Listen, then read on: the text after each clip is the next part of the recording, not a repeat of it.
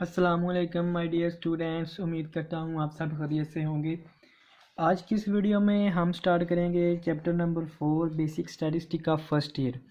Chapter number 4 के question 14 तक हमने कर लिए थे। आज हम करेंगे क्वेश्चन नंबर 15 से स्टार्ट। क्वेश्चन नंबर 15 की स्टेटमेंट है 10 measurements give the following results. Length in centimetre, find variance and standard deviation. हमने वेरिएंस और स्टैंडर्ड डेविएशन फाइंड करनी है, हमें लेंथ दी गई है। सबसे पहले हम वेरिएंस और स्टैंडर्ड डेविएशन को देखते हैं जी। वेरिएंस की डेफिनेशन आपको बुक पे पीछे मिल जाएगी। वेरिएंस की डेफिनेशन है the arithmetic mean of squares of deviation of values from there mean is called variance and it is denoted by S square. ये नीचे इसके फार्मूले हैं, फार्मूला देख लें। ये अनग्रुप डाटा के लिए है, ये ग्रुप्ड डाटा के लिए है। इस वीडियो में हम बात करेंगे अनग्रुप डाटा की। ग्रुप डाटा वो होता है जिसमें फ्रीक्वेंसी हो, ठीक है। और इसके 3 मेथड हैं, direct method, shortcut method, coding और स्टेप डेविएशन मेथड। कोई भी तरीका लगा लें आप, इनमें से कोई भी फार्मूला लगा लें, आपका आंसर ठीक आएगा, करेक्ट आएगा। हम क्वेश्चन नंबर करते हैं 15। ये हमें डाटा दिया गया था, अनग्रुप डाटा है क्योंकि इसमें फ्रीक्वेंसी नहीं है। हमने variance and standard deviation find करनी है। पहले हम वेरिएंस देखते हैं। वेरिएंस हमने देख ली है क्या है। अब स्टैंडर्ड डेविएशन देखें। The positive square root of the variance is called standard deviation. It is noted by S. S square था, वेरिएंस अगर उसका हम स्केयर रूट ले लें तो वो स्टैंडर्ड डेविएशन हो जाएगा, ठीक है। सिंपल तरीका वही, ये फार्मूले हैं सारे, बस ऊपर स्केयर रूट आ गया है।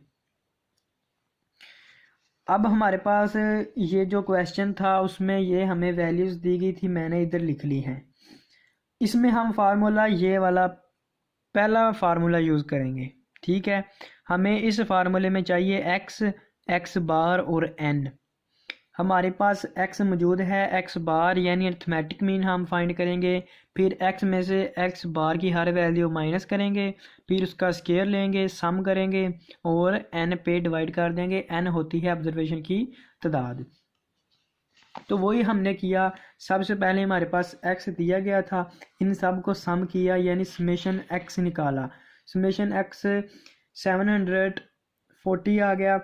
तो अर्थमेटिक मीन यानी एक्स बार ये इक्वल होता है समेशन एक्स ओवर एन।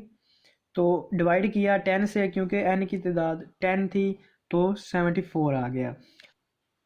अब हम एक्स की हर वैल्यू में से 74 माइनस करेंगे यानी एक्स माइनस एक्स बार। इधर 3 आ जाएगा, -1 आएगा, 1 आएगा, -4 आएगा, 2 आएगा, 2। तो ऐसे ये सब वैल्यू आ जाएंगी। इसके बाद हमने x माइनस एक्स बार का स्केयर लेना है, क्योंकि फार्मूले हमारे पास स्केयर है। तो स्केयर लेंगे तो पॉजिटिव भी सारी ये स्केयर में आकर है, नेगेटिव वैल्यूज सारी स्केयर में आकर पॉजिटिव हो जाएंगी।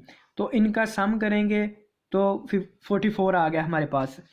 ये देखें, समेशन एक्स माइनस एक्स बार का होल स्केयर, इसका हमने समेशन लिया है तो 44 आ गया है। अब फार्मूला यूज़ किया ये वाला, ऊपर 44 है, नीचे एन की 10 थी, डिवाइड करेंगे तो 4.4 आ जाएगा। उसके बाद ये वेरिएंस निकल आया। उसने कहा था variance and standard deviation find करें। तो हमने पढ़ा था कि अगर हम वेरिएंस का स्क्वायर रूट ले लें तो वो स्टैंडर्ड डेविएशन हो जाती है। तो स्क्वायर रूट लेंगे दोनों तरफ, वही फार्मूला वही वैल्यू वही आ गई 44 का स्क्वायर रूट लेंगे तो 2.098 आ जाएगा। तो स्टैंडर्ड डेविएशन हमारे पास आ गई 2.098। वेरिएंस ये है, स्टैंडर्ड डेविएशन ये। क्वेश्चन नंबर 15 हमने कर दिया है, ये आप आंसर इसका चेक कर लें। अब क्वेश्चन नंबर 16 की स्टेटमेंट देखें। Find standard deviation and coefficient of variance of the numbers. के स्टैंडर्ड डेविएशन फाइंड करें और कोएफिशिएंट ऑफ वेरिएंस फाइंड करें। सबसे पहले हम स्टैंडर्ड डेविएशन फाइंड करते हैं, फिर हम देखेंगे कोएफिशिएंट ऑफ वेरिएंस क्या है और इसे कैसे फाइंड करना है। ये हमारे पास आ गया क्वेश्चन नंबर 16। क्वेश्चन नंबर 16 में हमें जो डाटा दिया गया था वो ये लिखा हुआ है, एक्स में हमने लिख लिया डाटा, और इसमें हम सबसे पहले स्टैंडर्ड डेविएशन फाइंड करेंगे। स्टैंडर्ड डेविएशन फाइंड करने का फार्मूला वही है, यानी वेरिएंस का जस्ट हमने स्क्वायर रूट लेना है। इस क्वेश्चन में हम ज़रा ये वाला फार्मूला यूज़ करते हैं, दूसरे वाला, कि इसमें हमें चाहिए एक्स स्क्वायर, फिर उसका समेशन लेना है, और समेशन एक्स यानी एक्स ऑलरेडी हमें दिया गया होगा, तो हमें सिर्फ एक्स स्क्वायर चाहिए, एन हम उनकी तादाद गिन लेंगे। फार्मूला ज़रा गौर से देख लें कि summation x square over n minus summation x over n का होल स्क्वायर। अगर वेरिएंस फाइंड करना होगा तो फिर ऊपर स्क्वायर रूट नहीं आएगा। अब हमारे पास एक्स मौजूद है, एक्स स्क्वायर ले लेंगे, इन सब वैल्यू का स्क्वायर लेंगे, दोनों को समेशन कर लेंगे, ये समेशन एक्स हो गया, ये समेशन एक्स स्क्वायर हो गया। अब अर्थमेटिक मीन हमने फाइंड कर लिया एक्स बार, तो 4.04 आ गया। उसके बाद हमने स्टैंडर्ड डेविएशन फाइंड करना था, जो कि हमारा मेन मकसद है इधर, तो ये था summation x square over n, यानी समेशन एक्स ये है, तो इधर ये आ गया, ओवर एन की तादाद 5 है, और इधर समेशन एक्स जो कि 20.2 है, और ओवर में 5 होल का स्क्वायर आ जाएगा इधर। इसे सॉल्व करेंगे, ये वैल्यू आ जाएगी और माइनस में ये आ जाएगी, दोनों को सॉल्व करके ऊपर अंडर रूट लेंगे तो 0.90 आ जाएगा। ये तो निकल आई स्टैंडर्ड डेविएशन। अब क्वेश्चन में उसने कहा था कि find standard deviation and coefficient of variance of the numbers. Coefficient of variance, coefficient of variance क्या है ये पहले देखते हैं, फिर इसे फाइंड करेंगे। ये लिखी हुई है कोएफिशिएंट ऑफ वेरिएंस की डेफिनेशन या फार्मूला आप कह लें। कोएफिशिएंट ऑफ वेरिएंस क्या होता है? Coefficient of variance is defined as CV यानी coefficient of variance is equal to S यानी standard deviation over x bar multiply by 100। Coefficient of variance is expressed in the form of percentage, यानी इसे हम percentage में लिखते हैं। ठीक है, फार्मूला आपने देख लिया। अब आपको ये भी समझ आ गई होगी कि हमने पहले ये एक्स बार क्यों निकाला है, क्योंकि ये कोएफिशिएंट ऑफ वेरिएंस में हमने यूज़ करना था, इसलिए फाइंड किया। ठीक है, अब CV coefficient of variance standard deviation over x bar multiply by 100, तो स्टैंडर्ड डेविएशन हमारे पास 0.90 आई है, ओवर में 4.04 आ गया एक्स बार। दोनों को डिवाइड करके 100 से मल्टीप्लाई करेंगे 22.88, और 7% ज़रूर लिखना है, क्योंकि हम पढ़ चुके हैं कि coefficient of variance is expressed in the percentage form. तो ये क्वेश्चन भी हो गया। अब हम चलते हैं क्वेश्चन नंबर 17 की तरफ। क्वेश्चन नंबर 17 आप खुद करेंगे, क्वेश्चन नंबर 18 भी आप खुद करेंगे, क्योंकि 2 मैंने किए हैं, अब 2 आपने करने हैं। तो क्वेश्चन नंबर 17 की स्टेटमेंट देखें, कैलकुलेट द वेरिएंस ऑफ, ये डाटा दिया गया है, वही चीज़ कैलकुलेट द वेरिएंस, जैसे हमने क्वेश्चन नंबर 15 में किया था वैसे आपने कर लेना है वेरिएंस इसका फाइन। ठीक है, और इसके बाद चलें without recalculation find the variance after adding 5 to each observation. इतना करके पहले में कहता है कि हर इसमें वैल्यू में 5 ऐड करें, यानी ये 14 है, इसमें 5 ऐड करेंगे तो 19 बन जाएगा। ऐसे आपने x का डाटा लिख लेना है, फिर उसका वेरिएंस फाइंड कर देना है। उसके बाद 2 में कहता है सबट्रैक्टिंग 5 फ्रॉम ईच ऑब्जर्वेशन, इन सब में से 5 निकालते जाना है। एक न्यू x या y आपने वेरिएबल लिख लेना है, उसमें डाटा वो लिख के फिर उसका वेरिएंस फाइंड करेंगे तो फिर भी 8 आएगा। उसके बाद मल्टीप्लाई ईच ऑब्जर्वेशन बाय 2, फिर हर को 2 से मल्टीप्लाई करके आपने इसका वेरिएंस फाइंड करना है। फिर 4th नंबर पे है dividing each observation bye 2, divide करके फिर multiply each observation bye 2 and adding 5। पहले आपने मल्टीप्लाई करना है, फिर उसमें 5 ऐड करना है। ठीक है, फिर वेरिएंस आएगा 32। ये बहुत ही सिंपल है, आप कर लेंगे।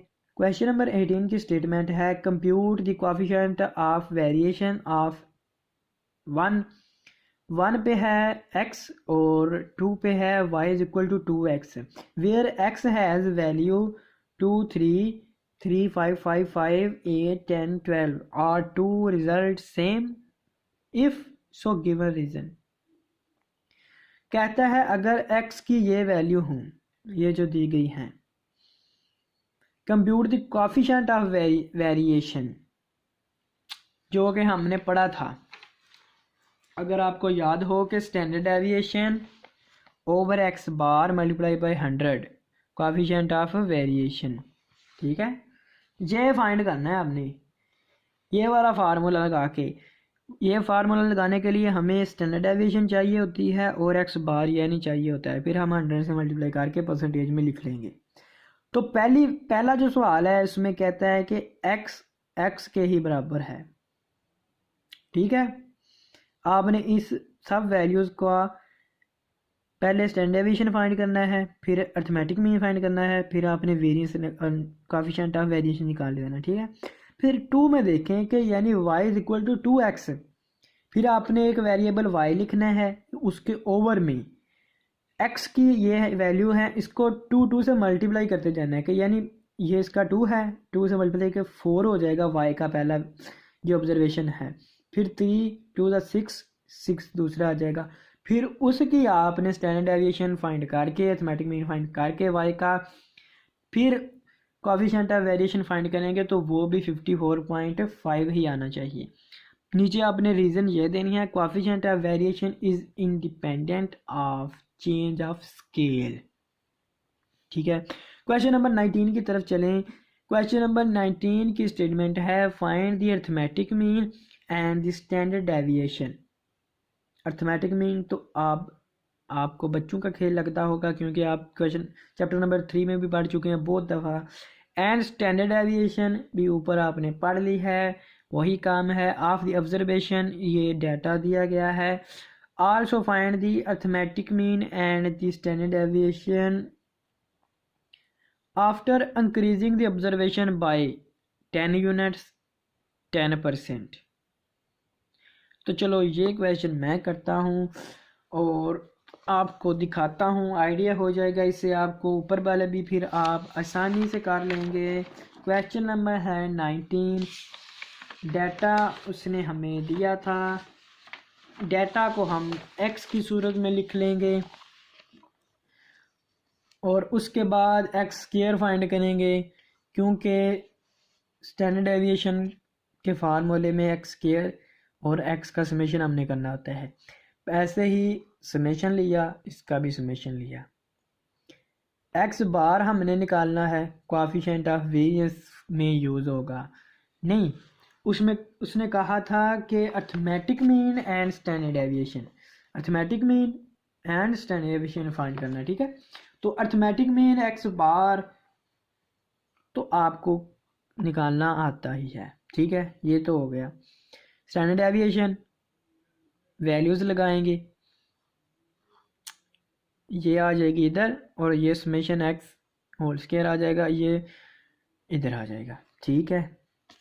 उसके बाद अंडर रूट में आ जाएगा, अंडर रूट लेंगे तो 17.07 आ जाएगा। ये हो गया पहला हिस्सा क्वेश्चन का, ये वाला इतना क्वेश्चन हो गया। अब also find the arithmetic mean and standard deviation after increasing the observation bye 10 units. क्या यानी ये जो ऑब्जर्वेशन दी गई थी एक्स में, इसमें अगर 10 का इजाफा कर दिया जाए 10 यूनिट्स का, तो हमारा अर्थमेटिक मीन क्या होगा एंड स्टैंडर्ड डेविएशन क्या होगा। तो x की हर वैल्यू में हम 10 का इजाफा कर देते हैं, हम लिखेंगे आफ्टर इंक्रीजिंग 10 यूनिट्स। तो इधर 40 था, इधर 50 आ गया, सब में ना हमने 10 का इजाफा कर दिया है, 10 वैल्यू ऐड करनी है सब में। फिर वैसे ही हमने समेशन x लिया, समेशन x बार निकाला और वैसे ही फिर इनका स्केल लिया, समेशन किया और इस फार्मूले में वैल्यूज़ पुट की स्टैंडर्ड डेविएशन के, एंड पे हमने स्टैंडर्ड डेविएशन फाइंड कर दी। ये भी हो गया। और फिर दूसरे में कहता है वो 10% कि अगर डाटा में 10% ऐड कर दिया जाए तो आंसर क्या होंगे अर्थमेटिक मीन के एंड स्टैंडर्ड डेविएशन के। अब 10% का मतलब है कि ये जो 40 है ना, इसके 10 हिस्से करें, 10 हिस्से करेंगे तो वो 4 बनता है कि 4 को हम 10 बार जमा करें ना आपस में तो वो 40 बनेगा आकर। ऐसे ही जो 50 है उसका 10% 5 हो जाएगा, 60 का 10% 6 हो जाएगा, 70 का 10% 7 हो जाएगा, 80 का 10% 8 हो जाएगा, 90 का 10% 9 हो जाएगा। तो अब हमने 10% ऐड करना है, तो 40 का 10% 4 था तो ये इधर 44 आ गया। ऐसे इधर 55 आ गया, इधर 66 आ गया, इधर 77 आ गया, इधर 88 आ गया, इधर 99 आ गया। फिर समेशन एक्स किया और एक्स बार फाइंड कर दिया। उसके बाद इन सब का वैसे ही स्केयर लिया और एंड पे समेशन कर दिया। स्टैंडर्ड डेविएशन के इस फार्मूले में वैल्यूज़ पुट की और इसे सॉल्व किया। सॉल्व करने के बाद स्टैंडर्ड डेविएशन हमारे पास 18.78 आ जाएगी। तो आप बुक से चेक कर लेना, तमाम आंसर्स हमारे ठीक आए हैं। इस लेक्चर में हमने सीखा standard deviation, variance and coefficient of variation. ठीक है, ये अनग्रुप डाटा था सारा, तो अनग्रुप डाटा वाले फार्मूले यूज़ किए। फार्मूले आपने याद रखने हैं, इन क्वेश्चन की प्रैक्टिस करनी है। क्वेश्चन नंबर 17 है 18 आपने खुद करना है। अगर कहीं से मसला हुआ तो आप मुझे व्हाट्सएप पे या कमेंट्स में पूछ सकते हैं कहीं भी। तो मिलते हैं नेक्स्ट लेक्चर में, तब तक के लिए अपना ख्याल रखिएगा, दुआओं में याद रखिएगा और जाते जाते इस चैनल को सब्सक्राइब कर दें और अपने दोस्तों के साथ शेयर कर दें। खुदा हाफिज़, अपना ख्याल रखिएगा।